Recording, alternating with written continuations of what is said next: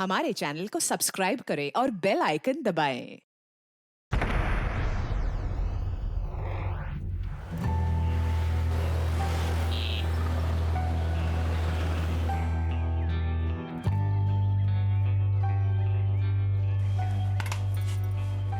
अरे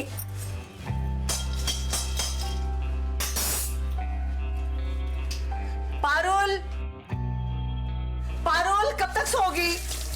अरे उठ भी जाओ बेटा, कितनी देर हो गई है। आके मेरी थोड़ी मदद कर दो। चलो भाभी, नाश्ता तैयार हो गया क्या? ढोकला तो बन गया है, पोहे को बस तड़का ही लगा रही है। करण का बादाम और दूध वो देखो वहां पे रखा है। भाभी थोड़ा जल्दी, उनको बहुत भूख लगी है। बस बस अभी हो गया, तुरंत हो गया।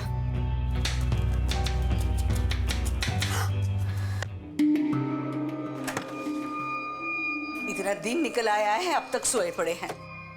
अरे किसी बात का तो कोई होश ही नहीं है। किसी की उंगली कटे या गर्दन, इन्हें तो कुछ लेना देना ही नहीं है। उठो उठो। क्या हुआ? एक रात भी बिना शराब पिए नहीं सो सकते क्या? हाँ, उठ भी जाओ। देखो कितने बजे हैं और तैयार होके हर्षद भाई से बात करने जाओ। अरे उनसे पैसों की बात करनी थी ना। हाँ हाँ हाँ, करता हूँ। हाँ?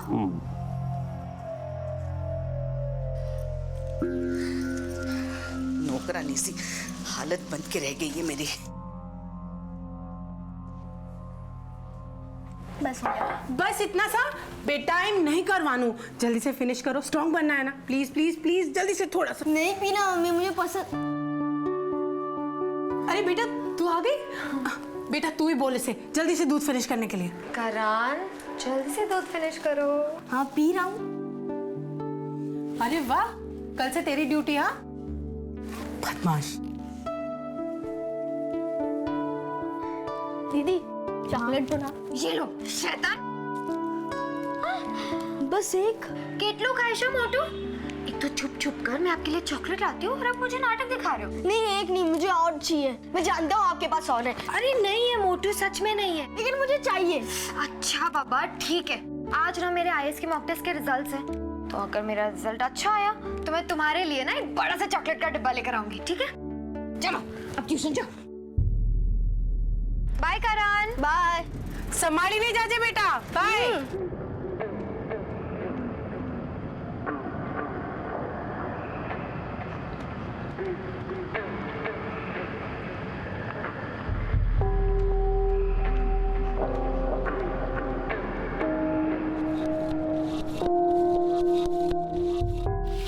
पारुल उठ। पारुल क्या सुबह सुबह उठा देते हो? सुबह सुबह नीचे नाश्ता भी रेडी है, जल्दी से रेडी हो और नीचे आ जाओ। ठीक है? ओह ए कॉलेज प्रोजेक्ट का है। हाँ हाँ बहुत पता है, कॉलेज प्रोजेक्ट। जल्दी से रेडी हो और नीचे आ जाओ।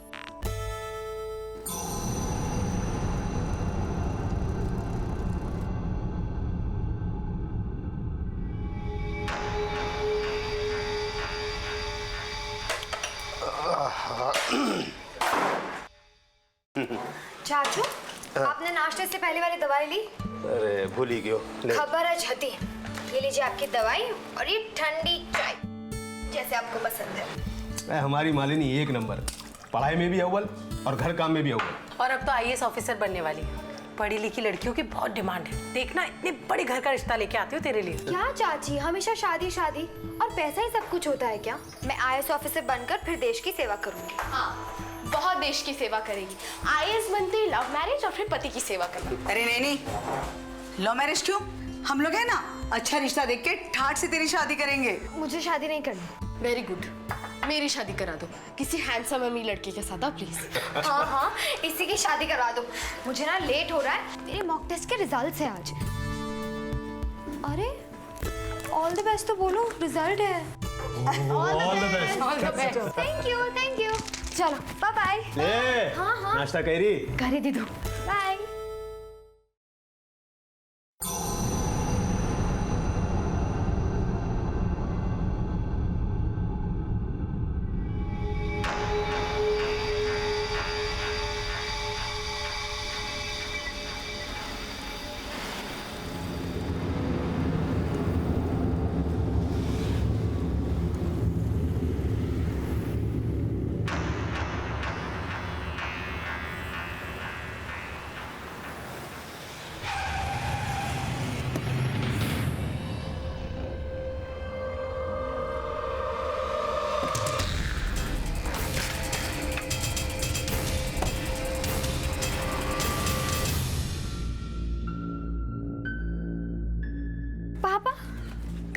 कॉन्ग्रेचुलेशंस, आपकी बेटी ने ना आईएएस के मॉक टेस्ट में टॉप किया है।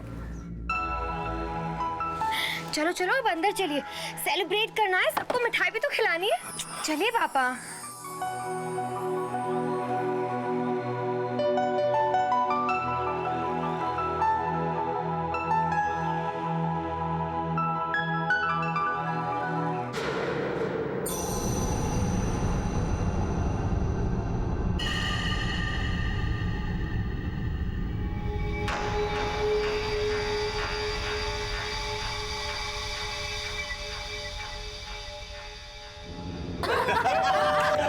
मैं खोलती हूँ। हाँ। तो चाचू आज हम डिनर के लिए जाए।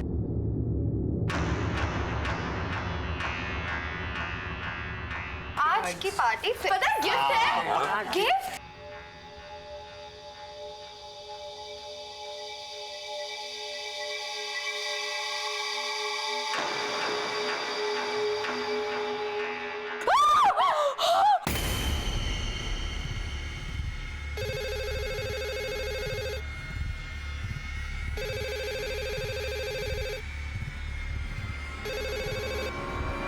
हेलो।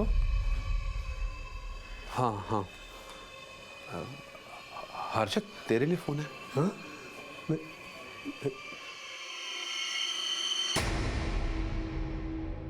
हेलो। सुन बे, तेरा बेटा करण मेरे पास है। अगर उसकी जान की सलामती चाहता है तो 2 दिन में 3 करोड़ रुपए का बंदोबस्त कर ले। और हाँ, पुलिस को खबर की तो अभी उंगली कटी है, गर्दन भी कट सकती है, समझा? Hello hello.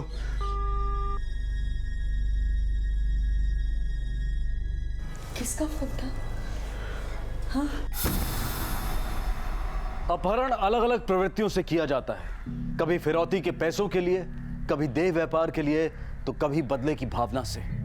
लेकिन करण का अपहरण किस इरादे से किया गया था? गुजरात के वलसाड शहर में रहने वाले कपड़ों के व्यापारी हर्षद मेहता और उसके परिवार को भी इस बात का बिल्कुल अंदाजा नहीं था कि कोई उनके 11 वर्षीय बेटे का दिन दहाड़े अपहरण कर सकता है। एक हंसते खेलते परिवार को इस वारदात ने झकझोर कर रख दिया।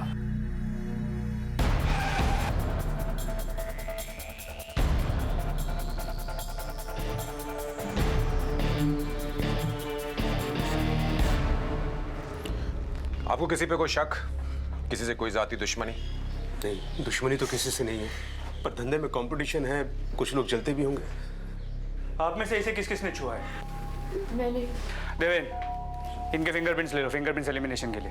अर्शद भाई, आपके परिवार में कौन कौन है? मेरी पत्नी हेतल, मेरे बड़े भाई हसमुख,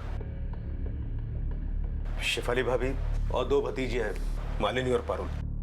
ठीक है, करण का एक लेटेस्ट फोटोग्राफ हमें दे दीजिए और थाने आकर आपको स्टेटमेंट देना होगा। जी।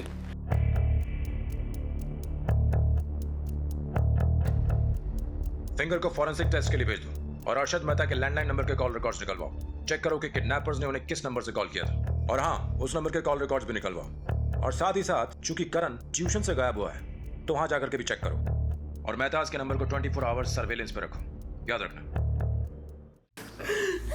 चाची प्लीज ऐसे मत रोइए, करण को कुछ नहीं होगा, बिल्कुल टेंशन मत लीजिए। चाचू है ना, वो कुछ ना कुछ करेंगे, और पुलिस भी तो है चाची, मत रोइए। पता नहीं किस हालत में होगा मेरा बेटा।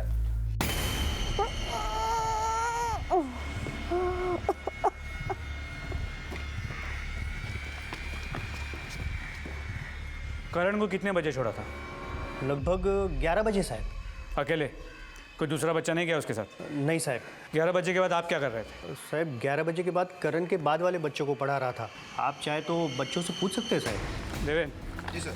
ट्यूशन से घर तक का रूट चेक करते हैं, शायद किसी ने कुछ देखा।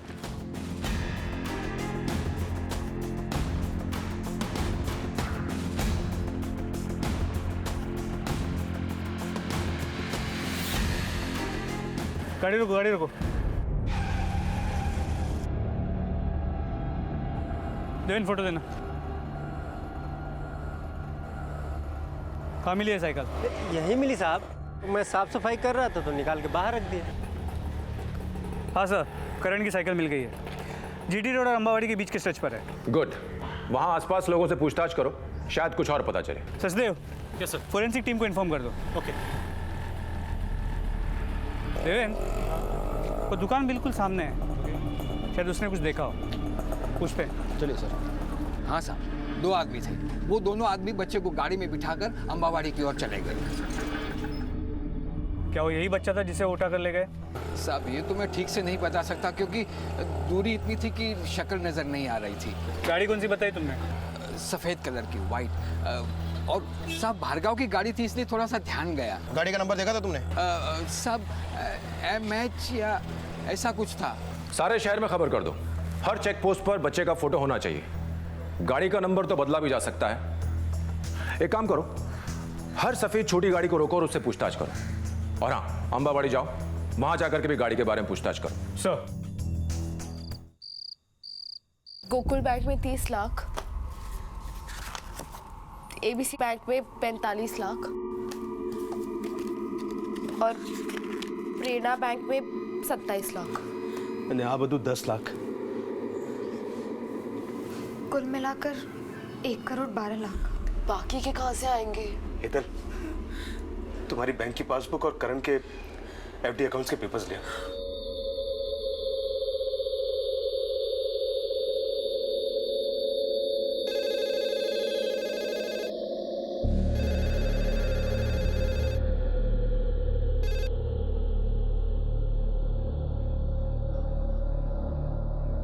हेलो, पैसों का बंदोबस्त हुआ क्या? हाँ? तेरे पास 24 घंटे हैं। और हाँ, पुलिस के चक्कर में ज्यादा मत घुस, नहीं तो तेरा बेटा तुझे इंस्टॉलमेंट में मिलेगा। नहीं देखो, हेलो हेलो, क्या बोले? अगर पैसों का इंतजाम जल्दी नहीं किया तो करण को... नहीं, ये लीजिए, ये सब कुछ बेच दीजिए। अब घर बेच दो, गाड़ी बेच दो, दुकान बेच दो, लेकिन मुझे मेरा बेटा वापस चाहिए। बहुत मिन्नत के बाद मिला है मुझे मेरा बच्चा। अब बोलिए ना, मेरा बेटा मुझे वापस मिलेगा ना? दिन रात शराब पीने के अलावा आपके पास और कुछ काम है? नीचे देखा नहीं क्या चल रहा था? हाँ, अरे अपने बेटे की खातिर घर बेच रहे वो लोग। अगर घर भी चला गया तो हम लोग कहाँ जाएंगे? वैसे हम जॉइंट फैमिली है ना? तो हमसे नहीं पूछना चाहिए था उन्होंने? हमसे कोई मशवरा नहीं करना चाहिए था? याद है आपको, पिछली दफा जब आपने घर के पैसों के लिए उनसे पूछा तो उन्होंने साफ मना कर दिया, कहने लगे पैसे नहीं है। और अब देखो, अपने बेटे के लिए कितने पैसे इकट्ठा कर लिए उन्होंने। अरे तुम टेंशन मत लो। अरे कैसे ना लूं? मैंने चक्कर चलाया हुआ है, पैसे आ जाएंगे।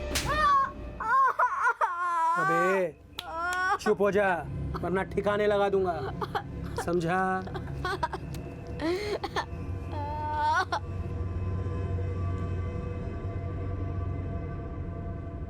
ए कुकुरे बच्चा, चुप कर, चुप कर, चुप कर। नहीं मानेगा? हैं? नहीं मानेगा? नहीं मानेगा? तोड़ू क्या? तोड़ू क्या?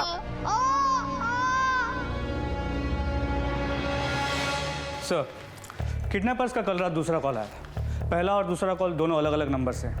और सर, कॉल रिकॉर्ड से ये शॉकिंग बात पता चली है। 44668877 44998577। इन नंबर्स को पहचानते हैं आप? ना।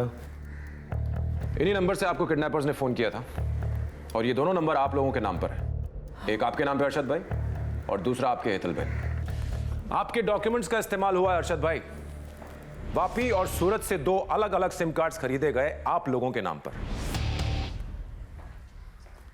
आपको किसी पे कोई शक? कोई घर का आदमी? आपने खुद कभी किसी को डॉक्यूमेंट्स दिए हों और खुद भूल गए हों, या उसने वापस ना किए हों, या फिर कभी चोरी हुई हो? डॉक्यूमेंट्स का तो पता नहीं, लेकिन घर में चोरी हुई थी तकरीबन 1 महीना पहले। हम लोग सब खाना खाने के लिए बाहर गए हुए थे, घर में आए तो पीछे का दरवाजा खुला हुआ था। ताला कमजोर था, इसके लिए शायद टूट गया होगा। ज्यादा पैसे चोरी नहीं हुए थे, इसके लिए कंप्लेंट भी नहीं करवाई। अगर इनकी बात सच माने तो चोरी तो हुई है, लेकिन सिर्फ पैसों के लिए नहीं, और डॉक्यूमेंट चुराने के पीछे कोई ना कोई मकसद जरूर है। इसलिए शायद सिर्फ 5-1 हज़ार रुपए चुराए ताकि किसी को शक ना हो। एक बात तो है सचिन, किडनैपर्स ने प्लानिंग बहुत कड़क की है। सबसे पहले उन्होंने मेहताज के घर पर नजर रखी, उसके बाद करण के आने जाने का रास्ता नोट किया, डॉक्यूमेंट्स चुराए और उसके बाद सिम कार्ड्स बनवाए ताकि कोई किडनैपर्स तक पहुंच न सके। सर, वो ट्यूशन मास्टर कितना सच बोल रहा था। वो पूरा दिन काम में रहता है, सुबह में स्कूल और दोपहर से रात तक बच्चों को ट्यूशन पढ़ाता है। उस दिन घर पर ही था। और सर, ये फिंगर एनालिसिस की रिपोर्ट।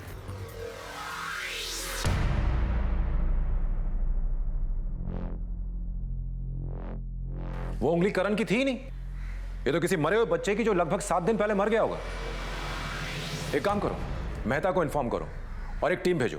शहर में जितने भी मुर्दा घर, कब्रिस्तान और शमशान भूमि है, वहां जाकर के इस कटी हुई उंगली के बारे में पूछताछ करो। अगर कटी हुई उंगली है तो लाश भी कहीं ना कहीं जरूर होगी। Yes sir. अरे मनसुख भाई, अब दोस्तों का ऐसा करोगे? धंधे में कोई किसी का सगा नहीं होता है, ये बात आप मुझसे बेहतर जानते हो। तो मैं 3 लाख रुपए दे चुका हूं ना घर के, बाकी के 72 भी दे दूंगा यार। यार थोड़ा टाइम दे और भरोसा रख, चक्कर चलाया है ना मैंने, हो जाएगा।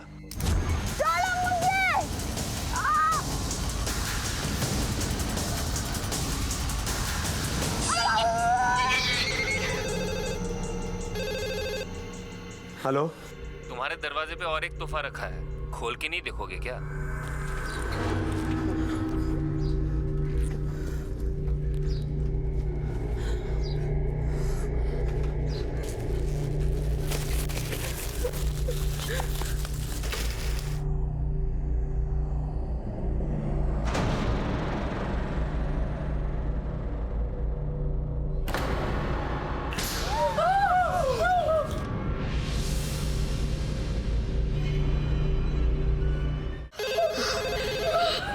हेलो, भाभी, हेलो। पिछली बार मुर्दे की उंगली भेजा था, लेकिन इस बार उंगली तेरे बेटे की है। देखो, तुम्हें जो चाहिए मैं दूंगा, मेरे बच्चे को कुछ मत करो। पैसे तैयार है, बोलो कहाँ लाना है। ये गेम खेल रहा है क्या मेरे साथ? हैं? मुझे वहां पे बुलाएगा और पुलिस के हवाले कर देगा। अपने आप को बहुत होशियार समझता है। तेरे बेटे को काट करना अभी के अभी तेरे घर पे भेजता हूँ, फिर कहाँ डालेगा अपनी होशियारी? हाँ सुन, आखिरी मौका दे रहा हूँ, पुलिस को इस केस से निकाल, नहीं तो तू जानता है मैं क्या कर सकता हूँ। Hello, hello. उठो भाभी, उठो। चाची, उठो। चाची। करण के अपहरणकर्ताओं ने करण की उंगली काटकर यह साबित कर दिया था कि वो पैसे हासिल करने के लिए किसी भी हद तक जा सकते हैं। मेहता परिवार ने अपहरणकर्ताओं के खिलाफ जाकर पुलिस की मदद ली थी। अब करण को जल्द से जल्द और सही सलामत घर लाना बेहद जरूरी हो गया था। जहां एक तरफ पुलिस की तहकीकात उलझती जा रही थी, वहीं दूसरी तरफ करण के सर पर मंडराता खतरा बढ़ता जा रहा था। मेहता परिवार असमंजस में फंस गया था। उनका अगला कदम करण के जीवन और मृत्यु के बीच का फासला तय कर सकता था। क्या पुलिस अपराधियों को सही समय पर पकड़ सकती थी, या फिर अपहरणकर्ता करण को और चोट पहुंचाने वाले थे?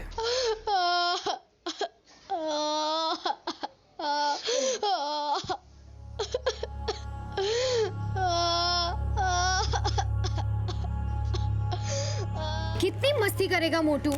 किसने बोला था कांच वाली दीवार फाड़ने के लिए? इतना तो चलता है दीदी। तो लाओ, मैं ये लगा देती हूँ। नहीं।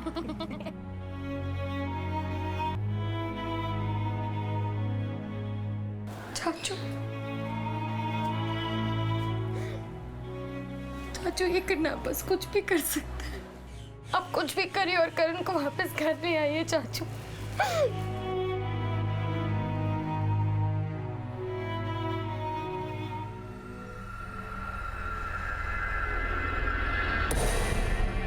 सर, मेहता के घर फिर से एक कॉल आया। इस बार जिस नंबर से फोन आया वो पारुल मेहता के नाम पे रजिस्टर्ड है। पैटर्न मैच होता है, यानी कि ये भी किडनैपर्स का ही कॉल है। सर, हो सकता है किडनैपर परिवार में किसी को जानता हो, घर का कोई सदस्य जाने अनजाने उसे इन्फॉर्मेशन दे रहा हो सकता है। इंस्पेक्टर रवि शाह है। इंस्पेक्टर साहब। बोलिए अर्शद भाई। वो करण मिल गया है, अपनी मासी के यहाँ बैठकर मजाक कर रहा था। वाकई मासी के घर पर था या फिर? नहीं सर, मैं झूठ क्यों बोलूँगा।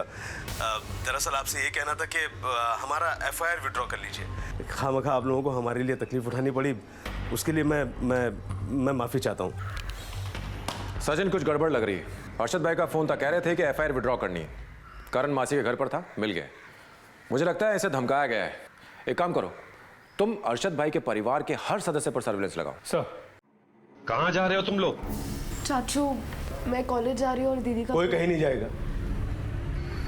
एक बेटा खो चुका हूं, बेटियां नहीं खोना चाहता। दीदी का आज आईएएस का प्रीलिम का एग्जाम है। वो काफी सालों से इसकी तैयारी करी है। आज अगर नहीं गई तो पूरा 1 साल वेस्ट हो जाएगा। आप लोग क्या चाहते हो?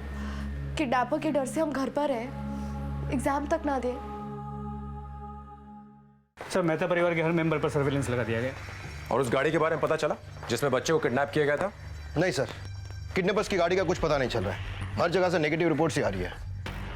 हो सकता है गाड़ी का हुलिया बदल दिया गया हो, उसे रंग दिया गया हो शायद। एक काम करो, गराजेस में जाके चेक करो। जी सर।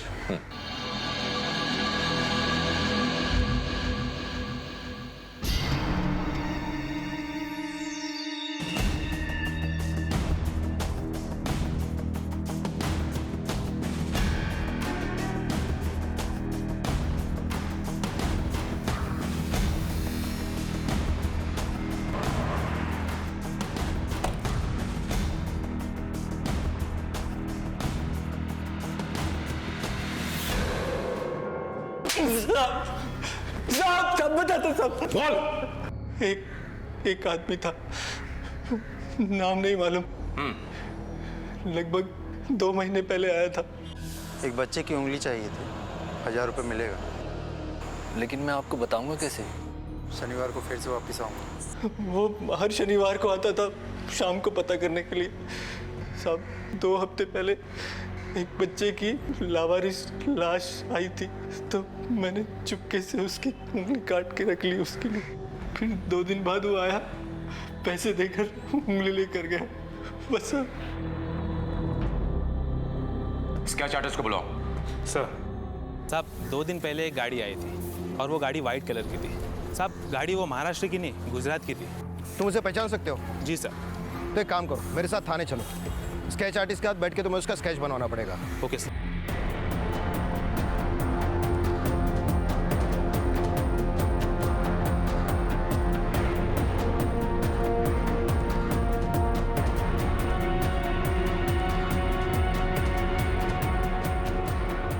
सर ये हसमुख कुछ ठीक नहीं लगता है। वो हमेशा नशे में रहता है। उसके बारे में ज़्यादा जानकारी के लिए मैंने पड़ोसी से बात की। नहीं साहब, 1-2 बार गुजरते हुए मैंने देखा, दोनों भाई आपस में लड़ रहे थे। अच्छा, जब पिछली बार पैसे मांगे थे तब भी तुमने मना कर दिया था? नहीं थे तो मना किया था ना भैया। ऐसा तो नहीं है कि आपको हर बार मना करता हूँ पैसे। हर्षद एक काम करते हैं, ये रोज रोज के झंझट खत्म करते हैं, प्रॉपर्टी का बंटवारा कर लेते हैं। झगड़े के बाद हसमुख ने अपने परिवार के लिए एक नया घर बुक किया है, लेकिन अब उसके आगे के पेमेंट के लिए उसके पास पैसे नहीं है। ये हसमुख सीधा आदमी नहीं लगता है और इसके पास स्ट्रांग मोटिव भी है किडनैपिंग करने का, पर सिर्फ शक के बिना पर हम इसे पकड़ नहीं सकते। सर ये स्केच मैकेनिक के डिस्क्रिप्शन के हिसाब से बनाएंगे और ये शमशान वाले बंदे के हिसाब से। इससे अंबाबाड़ी के शॉपकीपर की कहानी मैच होती है कि 2 किडनैपर्स थे। एक बात बताओ, किडनैपर्स का कोई और कॉल आया? No sir. वलसाड के हर पुलिस स्टेशन, हर चेक पोस्ट और हर ट्रैफिक पुलिस में ये दोनों स्केचेस भेज दो। और हाँ, गाड़ी के बारे में जो नई जानकारी मिली है वो भी भेज दो। हमें इन दोनों को किसी भी कीमत पर पकड़ना है। सर।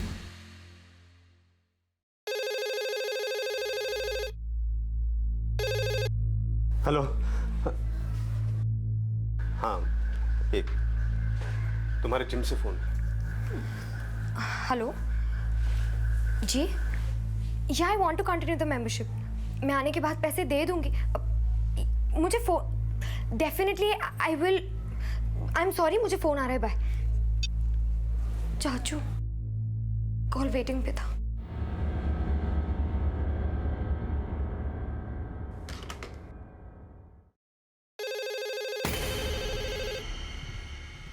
हेलो, देखिए आपने जो कहा था मैंने वो किया। हमने तो एफआईआर भी विड्रॉ कर ली है। शाम को 4 बजे पुरानी टेकरी पर आ जाना, अकेले आना, और हाँ पैसे मत भूलना। क्या बोला चाचू?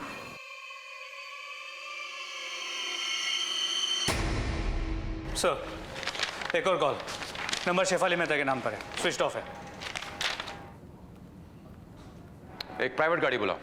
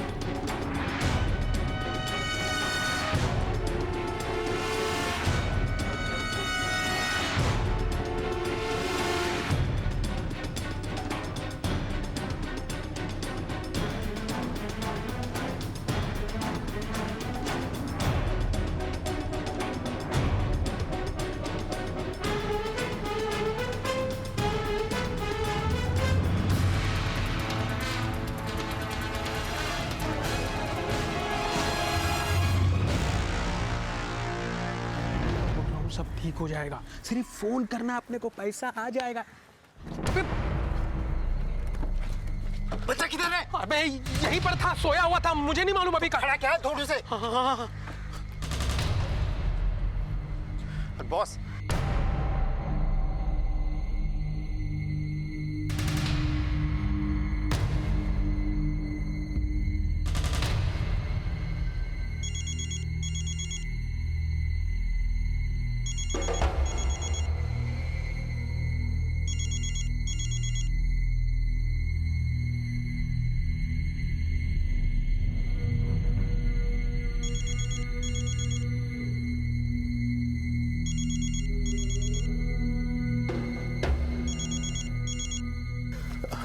हेलो। सुन, सबसे पहले अपना फोन निकाल के फेंक दे। हाँ। जैसा मैं कह रहा हूँ वैसा सुन। ये छोड़ दिया। अब तेरी दाईं तरफ देख, एक छोटा रास्ता मिलेगा, वहां से ऊपर आ जा। नीचे की तरफ तुझे एक बाइक मिलेगी, चाबी उसमें लगी है। मैं बताऊंगा तुझे कहाँ आना है। अच्छा, हाँ।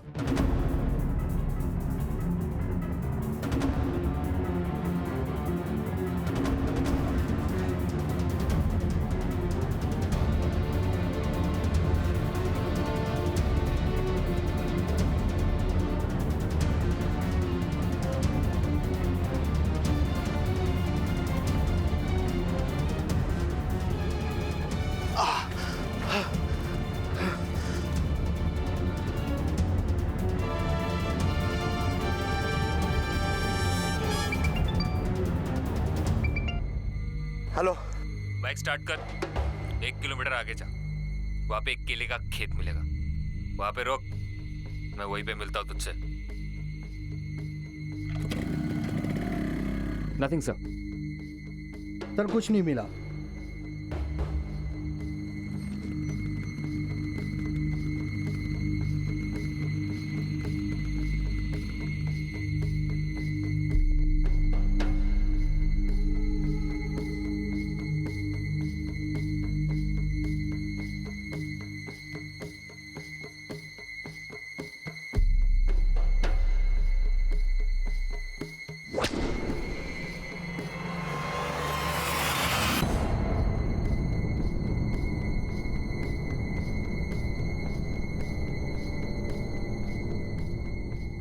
सर, उन लोगों ने मुझे धमकी दी थी, इसलिए मैंने आप लोगों से झूठ बोला। सर प्लीज मेरे करण को बचा लीजिए। सचिन, मुझे इस फोन का पूरा कच्चा चिट्ठा चाहिए। ये कहां से लिया गया, इसका सिम कार्ड किसके नाम पे है, सारी रिपोर्ट्स निकालो। और हाँ, इसे फिंगरप्रिंट्स एनालिसिस के लिए भेज दो। सर।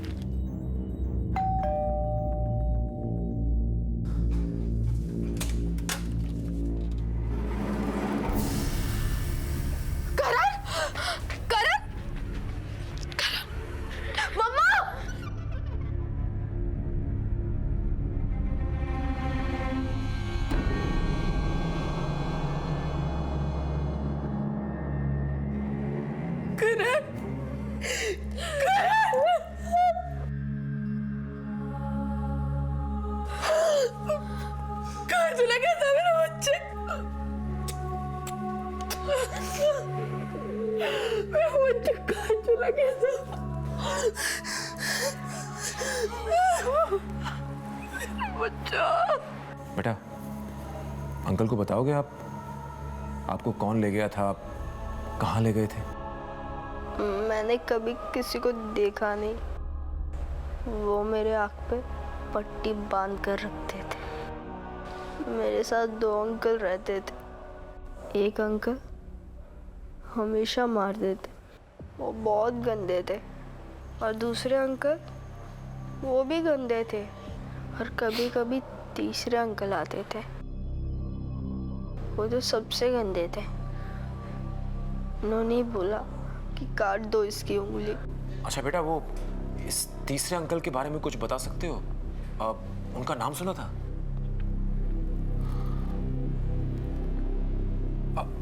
उनकी आवाज सुनी थी ना तुमने? तो उनकी आवाज कैसी थी? वो अंकल यहाँ के नहीं थे, कभी कभी अलग भाषा बोलते थे, हिंदी या गुजराती नहीं। ए कुकुरे बच्चा, कुछ ऐसा, कुकुरे बच्चा। सर, ये कुकुरे बच्चा तो बंगाली में वापरते हैं।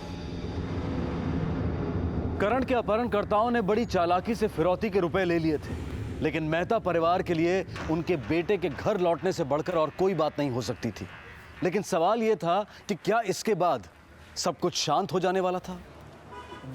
पेट देखो, करण का पेट और ये चीज देखो, ऐसे बाहर आ जाएगी। चलो ना, गुदगुदी गुदगुदी।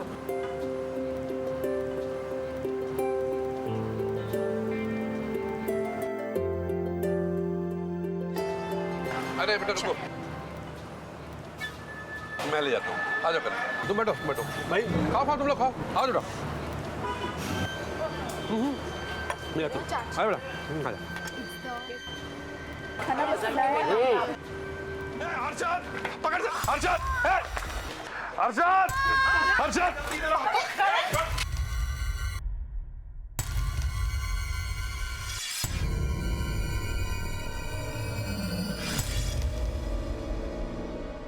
इंस्पेक्टर साहब, करण को बाथरूम जाना था, तो ढाबे के पीछे ही बाथरूम था, मैं उसे वहां लेकर जा रहा था।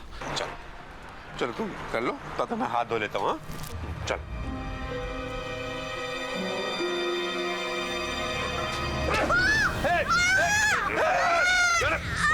कौन है तू? अर्शद, पकड़ जा, अर्शद, अर्शद, अर्शद। साहब, मैंने उसे पकड़ने की कोशिश की, भाग गया, लेकिन वो बुरी तरह से जख्मी हुआ बच्चा। फिर ये लोग आ गए, हम उसे यहाँ लेके आए। देवेन, यहाँ पर 2 कांस्टेबल लगाओ निगरानी के लिए। आप फिक्र मत कीजिए, हम बहुत जल्द उन तक पहुंच जाएंगे।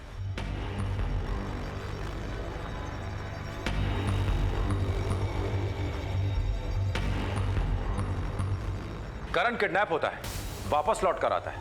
उसके बाद वो हमसे उस बंगाली बोलने वाले किडनैपर के बारे में खुलासा करता है, और ठीक उसके बाद उस पर जानलेवा हमला होता है। पर हमला भी ढाबे पे होता है। इसका मतलब उसे पहले इन्फॉर्मेशन मिल गई थी कि पूरी फैमिली डिनर के लिए ढाबे पे जा रही है। राइट। इसका मतलब मेहता परिवार में कोई है जो इस किडनैपर को उनके मूवमेंट्स की इंफॉर्मेशन दे रहा है। एक काम करो, पिछले 2 महीने में मेहता परिवार से जितने कॉल गए, जितने कॉल आए, उन सभी कॉलर्स के नामों की लिस्ट निकालो। पता तो चले कि इस बंगाली बोलने वाले किडनैपर और इस मेहता परिवार के बीच में क्या कनेक्शन है। करण पर जानलेवा हमला हुआ था। इस वारदात ने पुलिस के सामने नए सवाल खड़े कर दिए थे।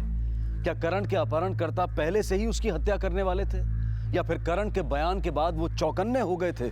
तो इसका मतलब ये था कि करण की जान पर अब भी खतरा बना हुआ था। गौर करने वाली बात यह थी कि सारे हालात मेहता परिवार के किसी सदस्य की तरफ इशारा कर रहे थे। सर, पिछले महीने में फैमिली ने जिन जिन से बात की है, उनकी नेम लिस्ट इसमें चेक करो, बंगाली सरनेम के कितने लोग हैं।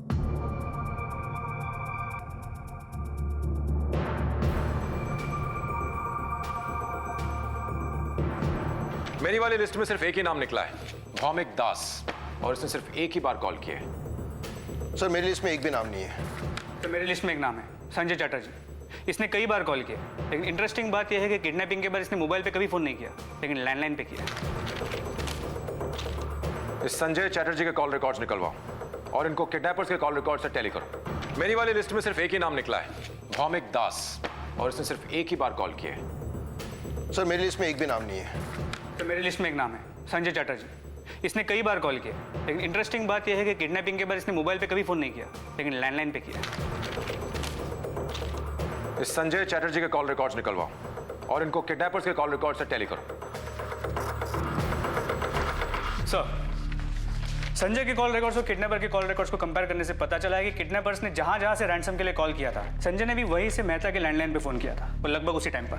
यानी कि अगर किडनैपर्स ने सूरत से फोन किया था तो संजय ने भी सूरत से फोन किया था, और अगर उन्होंने वापी से फोन किया तो संजय ने भी वापी से फोन किया। It's too much of a coincidence. इतने सारे इत्तेफाक एक साथ नहीं हो सकते। संजय को उठा के लाओ।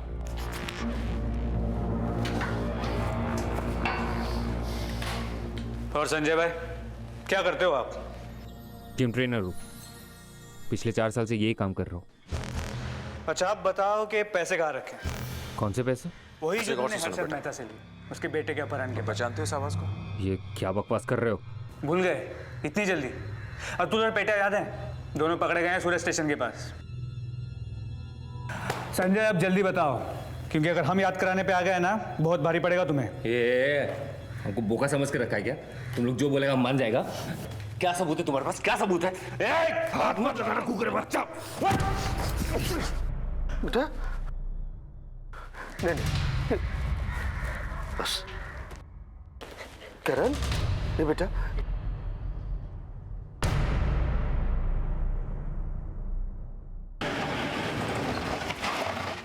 मेरी बेटी ने कुछ नहीं किया, छोड़ दो इसे, छोड़ दो।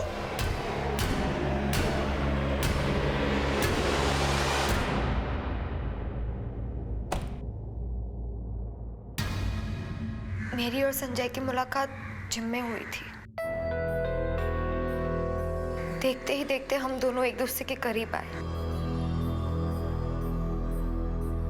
संजय एक लोअर मिडिल क्लास फैमिली से बिलोंग करता है।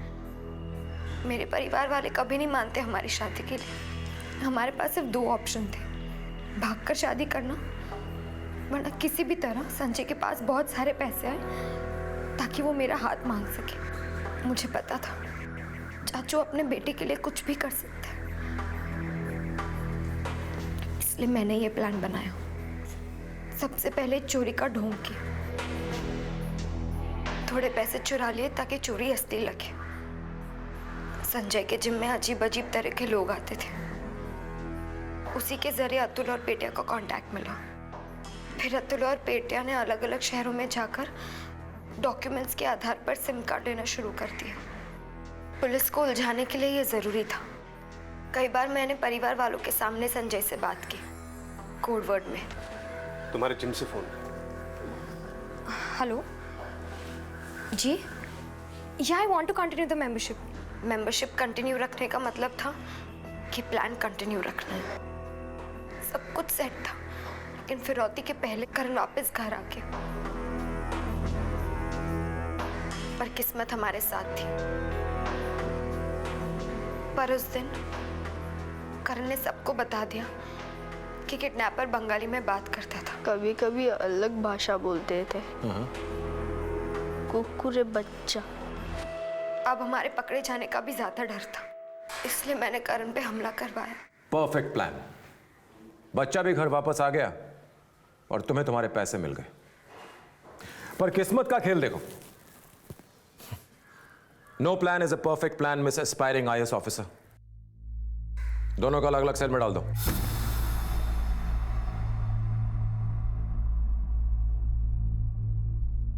भारत में हर साल तकरीबन 50,000 अपहरण के केसेस दर्ज होते हैं और लगभग हमेशा अपहरण का मोटिव पैसा ही होता है। इस केस में भी मोटिव पैसा ही था, लेकिन चौंकाने वाली बात यह थी कि अपहरणकर्ता परिवार का ही एक सदस्य था।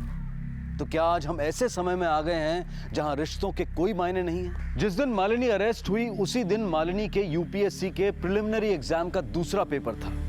एक IAS अफसर बनने की महत्वाकांक्षा रखने वाली लड़की आज प्यार के जुनून और पैसे के लालच के कारण एक क्रिमिनल बन चुकी थी। जब माता पिता आपके प्रेम संबंध के खिलाफ होते हैं तो आपस में बैठकर बातचीत करके प्रॉब्लम को सॉल्व किया जा सकता है, लेकिन मालिनी ने ऐसा कुछ नहीं किया। अगर उस पर दबाव डाला जा रहा था तो वो कानून की मदद लेकर संजय के साथ शादी कर सकती थी, लेकिन ऐसा भी नहीं हुआ। मालिनी ने सिर्फ अपने स्वार्थ की वजह से एक संगीन जुर्म को अंजाम दिया और उसकी सजा आज उसे भुगतनी पड़ रही है। मालिनी और उसके साथियों पर IPC की धारा 364A के तहत किडनैपिंग फॉर रैंसम और धारा 307 के तहत अटेम्प्ट टू मर्डर के चार्जेस लगाए गए हैं और जल्द ही उन्हें सजा मिलने की उम्मीद है।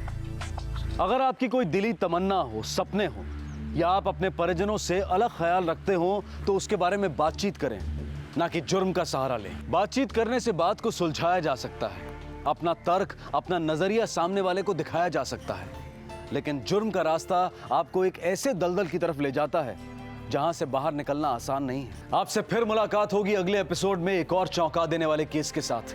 तब तक अपना और अपने परिवार का ख्याल रखें और देखते रहें क्राइम पेट्रोल। सबक एक को, सीख हम सबको। जय Hind. For more updates, subscribe to our channel, click the show links and enjoy watching the videos.